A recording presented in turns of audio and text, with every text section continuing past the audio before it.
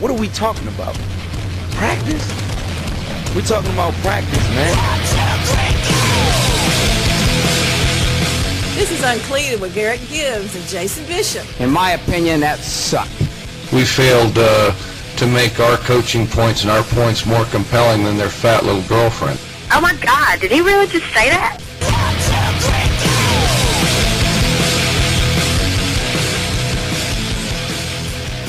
And here we go, UnCleated, right here at the SouthernSportsEdition.com. Jason Bishop, Garrett Gibbs. We might be 0-2 on our upset picks, but, you know, we got pretty close. LSU, Auburn played pretty well. That's who Garrett had. I took Michigan State, Notre Dame. Michigan State gave Notre Dame everything they wanted, but, you know, close only counts in hand shoes and horse grenades. Anyway, moving on. Auburn, LSU. Everybody kind of wrote Auburn off going into Baton Rouge in a night game. Nobody wins in Baton Rouge at night. But after jumping out to a 21-0 lead, LSU somewhat struggled, contained Auburn. They came back and made it a heck of a ball game, and ended up being 35-21, which I think that surprised everybody, including me. Even though I had them picked as upsetting LSU, but it looked like to me that Auburn played with LSU pretty much tit for tat. 21 points from the Auburn offense from a team that really has no offense. Don't forget now, Auburn's quarterback situation was a mess coming into the offseason and heading into the season. Right before it started, they had 3 guys that were competing for that quarterback position, and none of them really separated themselves, and so they ended up making the quarterback decision right before the season started, literally a week before the season started. So what that tells me is they don't really have a solid guy that pulled away. That affects your offense when you don't have a solid quarterback to be able to navigate and control your offense or manage the game, however you want to term it. And yet the Auburn offense put 21 points up on the board. They did, and that's including Nick Marshall, the starting QB. Yes, that's including his 2 interceptions. I mean, yeah, he did not have a good game at all. But what really stands out to me, Jason, is the running stat. Their starting tailback, Mason, he had 132 yards on 26 touches, averaged 5.1 yards a carry on LSU's defense. That I think that's the surprising stat of the whole game. You can pinpoint that. You can also pinpoint 437 total yards of offense for the Auburn Tigers too. Looking at this, they pretty much matched each other through the air. Had about 230 yards passing through the air, but they matched each other rushing. It just LSU had a lot of penalties. They had 10 for 85 yards, and Auburn had 45 yards on 5 penalties. And each one of them had a couple of turnovers. Like I said, it was a very even game. It really surprised me. 21-0 right off, pretty much, right out the gate. LSU gets up 21-0 early. Auburn obviously stops the bleeding, gets some points on the board. So, right, you look at the stats, pretty even game. The difference is LSU was able to score points early, where Auburn could not, and LSU gave themselves a cushion to be able to work with. Yeah, it looked like a lot of the Alabama A&M game from last season, where they jumped out to a 21-0 lead, and Alabama just didn't have enough time to catch up. This game here looked a lot like that. I mean, they came out and hit Auburn right in the mouth, and I thought it was going to be relatively ugly. I thought they'd put the game over. I thought the game was over with at the half. I mean, I'm looking at it. It was 21-0 at the half. And they, Auburn came out and scored a touchdown right off the bat, and they made it a good game. They did. They really surprised me. I think Auburn is going to be a big time underrated throughout the rest of the season if they stay healthy, because I just look at them getting better and better each week. And they will. Jeremy Hill, big game for LSU, 25 carries, 183 yards, 3 touchdowns. Huge game for Jeremy Hill. Les Miles had to be very, very happy with that. Yeah, because they're, a run-first attack. The Mad Hatter over there, he likes to control the clock, and if they can run for over 100 yards, they win ball games. And he had a couple of other touches too from other guys that had good averages. Averaging 6+ yards a carry. So Jeremy Hill, what can I say? The guy's a stud. Jarvis Landry, speaking of studs, he had a big game too. 7 receptions, 118 yards through the air. Zach Mettenberger, pretty decent game by what I expect of Mettenberger. Not eye-popping numbers, but pretty solid. 14 of 22, 229 yards. He threw a touchdown. He also threw a pick. So, we'll see how good Mettenberger is throughout the rest of the season, especially when they have to play Alabama, and of course they've got the big showdown with Georgia, which we'll get into later in the show. How about Sammy Coates from the other side? He had 4 catches for 139 yards, averaged 34.8 yards a catch, but he had a long of 52. So he had a big play in the game. He didn't score any TDs, but they did give up. He must have burned up their secondary. They gave up a lot of yards through the air, which it surprised me. So it was a good rivalry game. I think that game in the last 15 to 20 years has really become a premier game in the SEC West. And I thought that going into Baton Rouge at night, I thought Auburn did really well. Yeah, that was your upset pick. That was, as a matter of fact. Yeah, and like I said earlier, Auburn got down, and then they were capable of getting the bleeding stopped, and they played pretty well. And let's be honest, let's not throw fool's gold at anybody. LSU is a superior team. They've got more athletes. Right now, their coaching staff is better. LSU, all around, better football team than Auburn is. Saying that, LSU only had 16 first downs Saturday, and Auburn's 21. So Auburn moved the football. Mm-hmm. As we said in the stats earlier, they moved the football, and it seemed like they did it. They didn't have that big a problem in the second half. I don't know what happened in the locker room. They must have took some super juice or something, because they came out and it was a lot different ball game in the second half. And you're talking about the second half. Going into halftime, I tell you what, Les Miles has got to be the best soundbite in all of college football. So he's walking off the field. Reporter walks up to him and says, Jeremy Hill's having a big game, and she says to him, "Coach, talk to me about Jeremy Hill's performance in the first half." So Les Miles then responds with, "We've had a lot of rain, and the field's kind of wet." Hey, cut the guy some slack. He's got a lot on his mind. Come on. That's not what she asked him. She didn't ask him to be Jim Cantori. She asked him about Jeremy Hill. Oh, what a character he is. He's great. He really is. Well, apparently he's a fantastic football coach, because just look what he's done at LSU since when the great Nick Saban left. They just pretty much picked up and where they left off. They haven't really missed a beat. They're contending for SEC championships every year, SEC West titles every year. It pretty much comes down to them and Alabama. Now you got to throw A&M in the mix.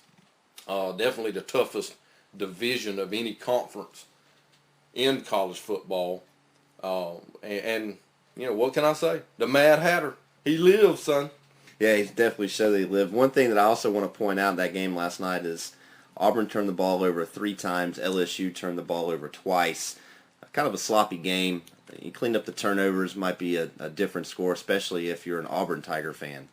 Yeah, and speaking of sloppy, the weather conditions, it was wet, rainy, just kind of a nasty, like a mud bowl. I thought the field held up relatively well last night, considering. You sound like Les Miles. Oh, yeah, I don't have those creds. But speaking of sloppy, which we'll get into in a little bit, with the turnovers, you had 5 turnovers in this game. Well, I think you had 9 in the Tennessee-Florida game, and it was sunshine. The sun was shining. Hey, business owners, are you tired of spending an arm and a leg on office supplies? If so, I've got 3 words for you: Heron Document Systems. Heron Document Systems can offer the prices of the big box stores and give hometown customer support and service. Copiers, scanners, printers, toner, banners, you name it, Heron Document Systems can get it done. Give Keith and his staff a call to find out how much money they can save you. 912-267-7802, 912-267-7802, or online at heronds.com. Online at heronds.com. Tennessee, Florida. Garrett, you mentioned the Florida-Tennessee game, and you're right. That thing was sloppy. Yeah, it was. I don't think anybody really gave Tennessee a chance Saturday when it going into the swamp, which, again, like Baton Rouge at night, I mean, going to play the Gators in the swamp, no matter what they're ranked, no matter what their record is, it's a tough win to come out of the swamp on the winning end. But Tennessee, I mean, in my personal opinion, I felt like they were fairly even matched teams. I mean, both of them were struggling. Both of them are in the somewhat of a rebuilding stage, and it was a good matchup for most of the game. Very, very sloppy. It's one of the sloppiest games I believe I've ever seen as far as turnovers go. It just seemed like that each team wanted to get more snaps for their defenses, evidently, because they just did not want to hang on to the football. A 31-17 final for Florida on the winning end, and yeah, it was a sloppy game. The Florida gets the win, but it's one of those situations where, all right, we won the game, but we lost a lot more than a game. Jeff Driscoll down for the year with a broken leg for the Florida Gators, and understand this: Florida is not deep at the quarterback position. They don't have blue chip guys lined up like they used to at Florida, just waiting and chomping at the bit and pushing Driscoll. Driscoll was by far their best quarterback, and make no mistake about it, he wasn't setting the world on fire as it was. No, he wasn't. I mean, before he left the game, he was 3 of 6, 33 yards with a pick 6, might I add. So, but I thought the young kid coming in, Tyler Murphy, who had never attempted a pass in a college football game up Saturday, he went 8 of 14 for 134 with a TD with no picks. I don't know who was turning the ball over for him. It wasn't him. You can't put it on him. But I felt like overall, neither one of the offenses really showed Saturday. They had, Florida being on the winning end, they only had 382 yards of offense, which is, I'm sorry, I don't think they're, I just don't think that, 382 yards of total offense, I don't think their defense is good enough to put up those kind of offensive numbers to get many more wins throughout the rest of their schedule. They still got Georgia, they still got a LSU, they still got a South Carolina, and I don't think their defense is, you can't put that much pressure on their defense. I just don't think they're quite good enough to do that. The thing about that game that stands out to me is, the first half in particular was just god-awful. It was terrible football on both halves, both sidelines. Tennessee started with Peterman at quarterback, and he turned the ball over with passion. I mean, time and time again, and he made a bunch of bad decisions, didn't make good throws, missed open receivers, and Florida on the other side, they were turning the ball over with just as much frequency. And then Tennessee made the decision to go back to their starter with Worley, and I wonder if, I really do, I wonder if maybe Worley was in the game to begin with. You eliminate those turnovers that Peterman gave away, and you possibly take advantage of the turnovers that Florida gave you if the outcome of this game, especially with Driscoll going out as early as he did, might have been completely different and a huge upset for Tennessee. Coulda, woulda, shoulda, didn't. Right. You take away those two turnovers that Peterman had, and now you got a little bit more even. It'll be 4 turnovers to 3 as opposed to 6 for the Vols and 3 for the Gators. Stat that really stands out right here is the rushing yards. Tennessee only had 66 on the ground out of 23 carries, which isn't a lot of work on the ground. I mean, they tried to really eat up the Gators with the passing attack and weren't very successful. But the Gators rushed for 215 on 56 carries, which is a lot of work. But 215, they haven't had a running game in Gainesville in a long time. I think that's about to change. Murphy is going to, again, like I said, Florida doesn't have blue chip guys lined up at the quarterback position. Losing Driscoll, Murphy, you're right, Murphy did a good job. I don't think that Murphy is going to give you as much as Driscoll does in the little bit that Driscoll was giving to begin with. Driscoll, however, to his credit, if Florida got in a situation late, Driscoll had the experience to be able to march the team down the field and win a football game if necessary. I don't think Murphy's going to give you that. So I think what's going to happen is you're going to see Florida's offense really change going forward, where they're not going to be as pass-oriented, and they're going to take a lot of pressure off of Murphy because he's not used to it, try to get him acclimated, and you're going to see him try and run the football a lot and turn Murphy into a game manager. Looking at the stats from Saturday, he had 84 yards on 10 attempts, which is not shabby, and that was a lot of where their rushing attack came from was from the quarterback position. Moving forward, when you got a guy, he's a better athlete than Jeff Driscoll to me. He's quicker, he's a little more elusive, and I think it changes your offense. They're going to have to change their offense, and moving forward, they're going to have to get better because Tennessee still was in the ball game late into the game, and Tennessee is Tennessee. They're terrible. Well, they're down. There's no question they're down, and you're right. Florida's in trouble. Make no mistake about this. Losing Jeff Driscoll is a huge deal, and I hear Florida fan, and I hear you, Gainesville. I know that you have been dissatisfied with the play of Driscoll, not just so far this year, but the way things ended up at the end of last season too. I understand that, but what you're missing is his senior leadership, the experience that he gives the football team, and again, you don't have a top-notch McDonald's All-American that was sitting behind him. This isn't Chris Leak, Tim Tebow. This is not that situation at all. And that brings me to another point is I wonder just how much in Gainesville they're going to tolerate. Think about this. Okay, they beat Tennessee, but if they moving forward, if they get beat by South Carolina, which I think they will, if they get beat by Georgia, which I think they will, and Florida State comes to town, I think those are 3 more losses easily on the schedule. You're looking. And I'm not too sure that Muschamp isn't on more of a hot seat, because the coaching carousel in Florida doesn't last. The cycles don't last too long down there. Ask Ron Zook what happens to you if you don't win at Florida. You don't have a long leash. You win or you don't stay. Period. Exactly, and they don't give you but 2 or 3 years. That's right. To do that. Well, it's a recruiting hotbed. Point blank. It's easy to recruit kids to come to Gainesville to play football. It's much easier to do that than a Northwestern or a Nebraska.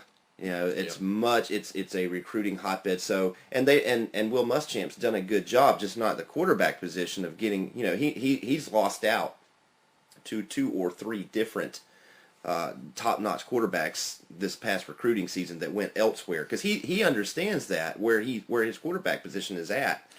Well, you have to remember too. I mean, the system they run in Florida. If you got a pro style like a Matt Stafford quarterback coming out of high school, they're probably going to shy a little bit away from Florida because of the system they run. It's a more of a spread, more of a fun and gun kind of offense, which, as history proves, it isn't real successful at the next level.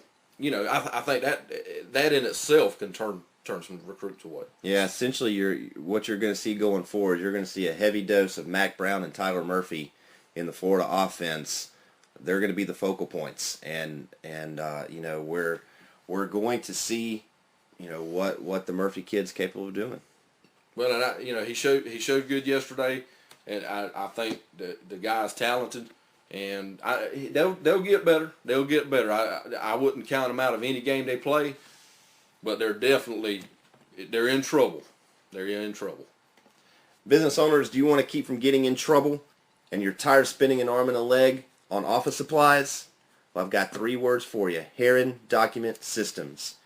Heron Document Systems can offer the prices of the big box stores and give hometown customer support and service. Copiers, scanners, printers, toner, banners, you name it, Heron Document Systems can get it done. Give Keith and his staff a call to find out how much money they can save you. 912-267-7802, 912-267-7802, or online at heronds.com. Georgia, LSU. Talking about what LSU did with Auburn earlier in the show, I think that the Georgia team is going to present a lot of problems for LSU, and I also feel the same way on the other side of the football, that LSU is going to present a lot of problems to Georgia. This game is literally a coin flip. Literally. But if Aaron Murray takes care of the football, Georgia has a chance, and I think they win a game that's similar to what the South Carolina game was. You know, it being somewhat high scoring, 40 to 30, 45 to 42, or something of that nature, because, make no mistake about it, both teams can run the football, and I would say that Georgia's running attack is even more lethal than the LSU attack, because they are deeper at the running back position, and you got Todd Gurley, who's arguably the best back in the country. But if Georgia's defense, which has been an issue the last couple of seasons, stopping the run. If you can stop the run on LSU, then I think they have a good chance of even running away with the game. Because if Murray can take care of the football, Saturday against the North Texas Mean Green, he made a critical mistake down in the end zone where he was trying to force a play. Well, that can't happen against LSU. If that happens, they're going to make you pay for it. 7 points is what the Georgia defense gave up against North Texas. They had a couple of special team gaffes that cost them some points. So we have sat here and harped on getting the defense turned around, because they haven't looked good up to North Texas. They looked pretty good against North Texas. Looked like some of the issues were beginning to get worked out, but I think the thing that we can't lose sight of is that they weren't playing Clemson, South Carolina, or LSU. They were playing North Texas. Right, and don't forget that they're looking ahead to LSU, just like LSU somewhat's looking ahead to Georgia in the Auburn game. I think both teams were guilty of that, and I think LSU got up to a 21-0 lead, and I think they thought they had the game somewhat put away. They kind of throttled back a little bit, and Auburn come out and hit them in the mouth, and then they almost didn't stop them. And with Georgia, it was completely their special teams. You're looking at a 45-7 game instead of 45-21, and you just take those two mistakes on special teams away. That being said, they only gave up 7 yards on the ground to North Texas. And don't make no mistake, North Texas came to Athens to win the football game. They didn't come to just show up and get their money, take their big check, go home. The way I view the Georgia LSU game is LSU obviously solid at running the football. They're solid at the quarterback position. I think that I don't feel that Mettenberger has played up to his potential. And don't forget too, Mettenberger started his career in Athens. This is going to be the first time that he's gotten a shot at the Bulldogs since all that mess went down a few years ago. So he's going to be motivated to beat Georgia. He can say what he wants. I don't really care what he says in the media. I know good and well he's going to be motivated to win, and he's going to have that little chip on his shoulder coming into this football game. Mettenberger has not really played up to his potential, what LSU fans were hoping he was going to do. And I'm not saying he's been bad. He hasn't. He's been good. He's been good. On the other side of the football, Georgia runs the ball really well. They've got the best running back in the country. They've got a senior quarterback who is putting his name in Heisman talks with the numbers he's putting up. He threw for 5 more touchdowns against North Texas. Chalk that up to his total already. So Georgia can score points with the best of them. Georgia's offense is better than LSU's offense. LSU's defense at this point is better than Georgia's defense. We'll see what happens. Yeah, it just looks like to me it's just setting up to be somewhat of a shootout. I'd have to give the nod to Murray and crew. as far as the experience and the talent level. And I think LSU's offensive line as a whole across the board is a little better than Georgia's. At the key positions, I feel like that Georgia has more talent. I think Mettenberger is going to be one of the elite quarterbacks in the country before his career is over with. It's just not going to be Saturday. Georgia's going to have to be able to score and score a lot. And I think what LSU is going to try and do is they're going to try and keep Aaron Murray and Todd Gurley off the field. They're going to try and run the football. They're going to try and play ball control, keep their offense on the field as long as they can, because they know that their defense, it's a good defense, but this offense that Georgia has is the best in the country. Yes, best in the country as far as balance, better than Oregon's offense as well, better than Clemson's offense as well as far as balance and being able to do many different things. So with that being in mind, LSU has got to keep them off the field. They've got to be able to control the time of possession if they're going to have a realistic chance. Because remember, they're going to be in Athens. Not an easy place to play. No, it's not. LSU's used to hostile environments. I mean, every other year they go to Alabama to play, and that's probably one of the toughest in the country to play. So I don't think I think after a little while, first quarter or so, they'll settle in. Look for them to try to slow the game down. Right. Just like what you said, keeping Murray and crew off the field, because they're going to try to run, 5, 6, 7, and if they're getting that, then it's going to be a long day in Athens. Because if Georgia can't come in and hold them to 2-3 yards of carry, I know you're going to have some big plays. They're going to run some around the edge, through in between the tackles, and they're going to get 8 or 10 yards on a couple of plays. Okay, that's going to happen. But as a whole, if you can limit them to 2, 3, 4 yards of carry and not let them set up the big play action, then you got a chance. But if they can run the ball at will, a lot like Alabama does, then it's going to be a long day because Murray and Gurley's not going to have a lot of opportunity to score. LSU must win the time of possession battle 3-1. If it's 2-1, somewhere in that range, Georgia wins. End of discussion. There's not much to talk about. LSU must play ball control, and they have to hold on to the football for the majority of the game. If LSU does that, if they win time possession 3-1, I look for LSU to be able to win the football game. Yeah, and I just don't think LSU at the end of the day is only going to have 245 yards of offense. Much like the North Texas team against Georgia. And I don't look for Georgia to have 640 yards of offense against LSU. So, it's really setting up, I couldn't have said it better, being a coin flip. They're pretty evenly matched. It's going to be a good game. I know that Athens is going to definitely be popping next Saturday. Well, I know if you want to get your business popping, what you need to do is you need to call Heron Document Systems. Tired of spending an arm and a leg on office supplies?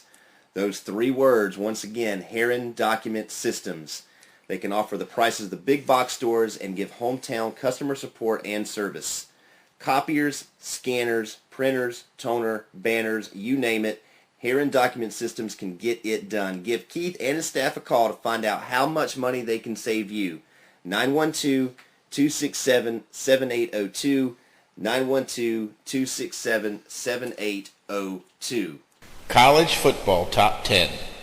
Number 10, I got the Aggies, Texas A&M. I think you really can't ever, count them out with Manziel taking the snaps. My number 9 team is Louisville with Teddy Bridgewater. In my opinion, Mr. Heisman this year. Number 8, I got the Dogs, and if they get the big key win this coming Saturday, then they're probably going to be inside the top 5. And number 7, I got Florida State. I think Jameis Winston down there in Tallahassee set the world on fire, and until he shows me otherwise, they're instantly a title contender. Number 6, I got LSU, and I just think when you got the Mad Hatter there He's never going to be out of any ball games. They got enough talent to play with anybody in the country. Number 5, I have Ohio State. Many polls have them in number 3 or 4. The reason why I have them at number 5 below Stanford is because, Ohio State hadn't played anybody credible yet. Yeah, they're blowing teams off the field 70-0, but, until you play a top, let's just say a top 20 team, come talk to me. Yeah, because playing in the Big Ten, they're not going to play a top 10 team. Yeah, there are none in the Big Ten. You're right. Stanford, I got at number 4. I think Stanford is, outside of the SEC, I think Stanford is the most physical team in the country. I think they had the best shot at taking down Oregon, and I'm not going to sit here. I'm not going to make any predictions. Y'all got to tune in the next couple of weeks to find that out. But I think they have the best chance of taking Oregon down for sure. Number 3, I got Clemson. They're the only team that's played a top 5 team and has a win at a current top 5 team when they beat Georgia back in week 1. And they have Taj Boyd. They struggled a little bit against NC State a couple days ago, but I think that's going to be their only down game until they play Florida State. That's going to be if they get by Florida State, they got a good shot at it. Number 2, I got Oregon. I just think they got so many weapons. That Mariota there, he can run it, he can throw it. He's got 10 guys he can hand the ball and they can score at any time. Until they play Stanford, I don't see their ranking change too much. And then number 1, I got Alabama. They're the champs. They're the defending champs. They have been for 2 straight years. Until somebody comes in and dethrones them, you can't drop them. Jason's college football top 10. 6 through 10, we look pretty similar. Texas A&M, that's who I have ranked 10th. And the funny thing is, the reason I have Texas A&M ranked 10th is because of who they lost to instead of who they've beaten. They played the number 1 team in the country, really tough, and had an opportunity to win the football game and couldn't quite pull it out at the end. So for that loss, they make my top 10 for a loss. 9, I've got Louisville. Teddy Bridgewater lighting the world on fire. The thing, they're undefeated. They're the only team that I have that's undefeated that actually has 1-loss teams in front of them, and that's simply because their schedule is so light. They're going to beat people pretty much unless they have a hiccup somewhere where they're just not prepared or they're not focused on what they're doing. They're going to beat people 50, 60, 70-0 all year long. Yeah. And so that brings me to my first 1-loss team, which is Georgia. The win over South Carolina, holding them where they're at. The loss to Clemson, of course. Clemson's kind of the same deal with Texas A&M. You don't like losing games, but if you do, you want them to be quality losses. That's a quality loss, I guess. That's an oxymoron, but so yeah. And then Georgia did look pretty impressive against North Texas offensively and defensively. Got to get some special teams issues cleaned up, especially before the LSU game. Florida State, undefeated. Again, they play in a weak conference. They haven't played anybody. I want to see what they do when they get into conference play a little more consistently, and of course against Clemson. Ohio State out of the Big Ten, exactly. You hit the nail on the head. You're beating people 70-0, but who are you beating? Now, getting into my top 5, this is where we, this is kind of where we differ. I've got Stanford at 5. I think that, and once again, you made a really good point. Stanford is the most physical team outside of the SEC, period, in the country. Stanford is going to give Oregon all they want when they play. At number 4, and again, Stanford had a big win this past week against a ranked Arizona State team who, don't forget, who just came off of a big win against Wisconsin over in the Big Ten. So, right. The big quality win for Stanford. Number 4, Oregon. Again, we're looking at these ridiculous scores and all these crazy offensive numbers that the Ducks are putting up, but let's not lose sight of the fact they haven't played anybody. I think they're a solid football team. I can see a little more physicality out of them than I've seen in the past, but I want to see them play somebody. But for right now, they're sitting at number 4. My number 3 team in the country the LSU Tigers. They beat TCU. They beat a tough Auburn team, and they're another one of those teams where they're now getting into the tough part of their schedule, and their schedule at this point, it's not like it's been a cakewalk. They started out the season with a ranked opponent, so and they handled them pretty well. The game wasn't really all that close. So I'm going with LSU at 3, and then I get to 2-1, and I feel like the number 1 team in the country is vulnerable. That they're not invincible. But then I start looking at it. Is the number 1 team that I have on my board better than who I have at number 2? If they play, who wins? Obviously, that's kind of what you try to do with this. And so I feel the number 1 team does beat the number 2 team if they play. And so at 2, I've got the Clemson Tigers. And at 1, I've got the vaunted Alabama Crimson Tide. Those are that's my top 10. So Bama, Clemson, LSU, Oregon, Stanford, Ohio State, FSU, Georgia, Louisville, A&M. This is going to change so much over the next couple of weeks. Change a bunch, so we'll see how that goes. But do keep in mind, I mean, to your point, LSU and Georgia arguably, started out with some of the toughest opening weeks of anybody in the country. I mean, Georgia, I don't think anybody even comes close to Georgia's schedule in the first month. Playing, 2 or 3 top 5 teams in the country. Listen, at the end of the day, if Georgia runs the gauntlet on their schedule from here on out, and they end up at the end of the year being one of those 1-loss SEC teams, and then you've got a Louisville or an Ohio State sitting there undefeated in that number 2 slot, and Georgia's at 3.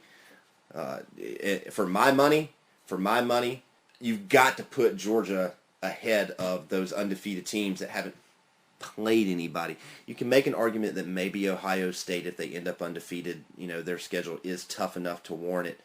But I'll tell you one thing, it's not tougher than playing South Carolina, LSU, and Clemson all in the same month. No, there was no tougher month for anybody, period, bar none, end of discussion, period, done. And they won't even see that kind of talent all year. No. Much less in September. Yeah, good point.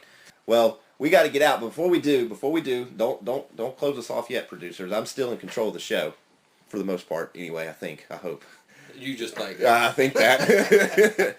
Upset picks, Garrett. Upset picks. Give me an upset pick before we get out. All right. Texas A&M going to Arkansas next Saturday. Brett Bielema puts it all together. They take down Manziel and crew. I got Arkansas over at A&M. Arkansas over at Texas A&M. Yes, all right. Well, I'm going out on a limb here, and I'm going to say Georgia beats LSU. Oh, my God. How did I know you was going to pick that? Why? Because that's the easiest one on the whole board to pick. I like my life easy. I mean, that's going to be college game day is going to be there. It's going to be a great environment. I think they're going to be fired up in Athens Town for that game. It's going to be a rematch of 2004. All right, we're going to have something to say about it next week right here, the SouthernSportsEdition.com, UnCleated, Garrett Gibbs, Jason Bishop.